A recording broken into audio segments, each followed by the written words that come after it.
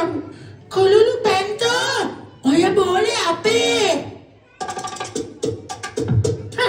ඔයාලගේ වෙන්නේ කොහමද? මේ බෝලේ අපේ. නෑ අපි දෙන්න සෙල්ලම් කර ඉද්දි ගහපු පාරකින් තමයි බෝලේ කූඩු ඇතුලට වැටුනේ. කොකෝ ඕක අපිට දෙන්න. ඒ උනාට දැන් බෝලේ ආවේ අපේ ළඟටනේ. ඒ නිසා බෝලේ ඇවිත් අපිට. ඔව් අපි දෙන්න තමයි දැන් මේකෙන් සෙල්ලම් කරන්නේ.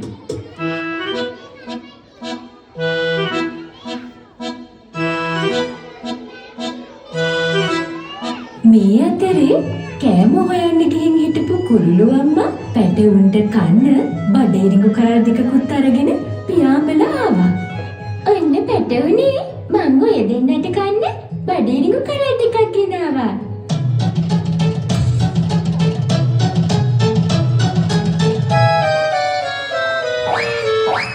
හරි දැන් මේවා අපේ.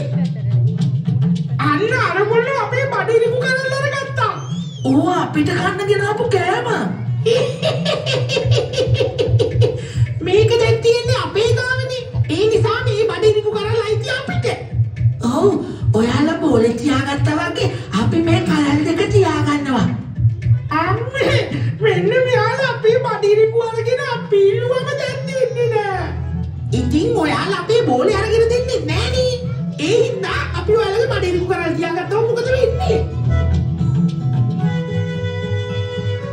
අනුන්ගේ දෙයක් බලෙන් ඇති කරගන්න එක කවුරු කළත් බොහෝම වැරදි වැඩක්.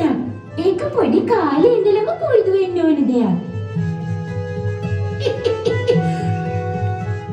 හොඳයි දැන් ඔය බෝලේ අයිතිකාරයන්ටම දෙන්න. එතකොට එයාලත් ඔයාලගේ බඩේරිඟු කරන් දෙවි.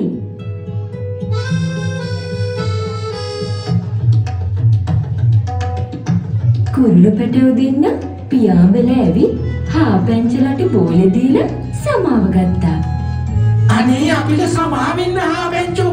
ඔයාලගේ බෝලේ අයිති කරගන්න හැදුවට. මෙන්න ඔයාලගේ ඉරුමු කරල්. අපිට සමාව වෙන්න. ඔයාලගේ ඉරුමු කරල් අයිති කරගන්න හැදුවට.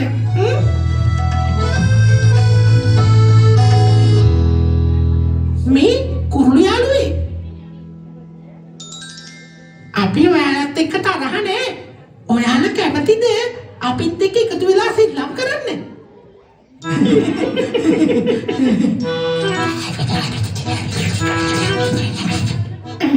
ඔව් අපි කැමති. හැබැයි ඒ වෙනුවෙන් ඔයාලා දෙයක් කරන්න ඕනේ. ඒ මොකද්ද? අපිත් එක්ක බෙදාගෙන මේ බඩේරිඟු කන්න ඕනේ.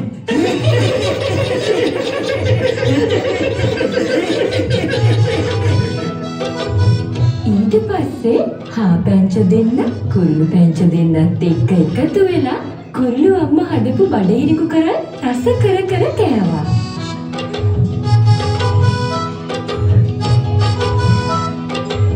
ඊට පස්සේ හතර දෙනාම එකතු වෙලා සෙල්ලම් කරන්න පටන් ගත්තා.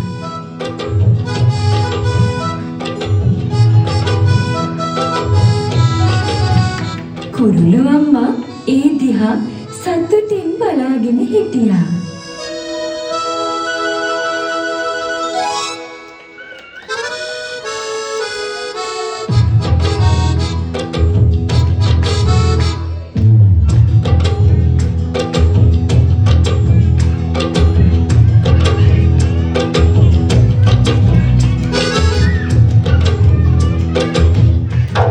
Potak, potak, potak.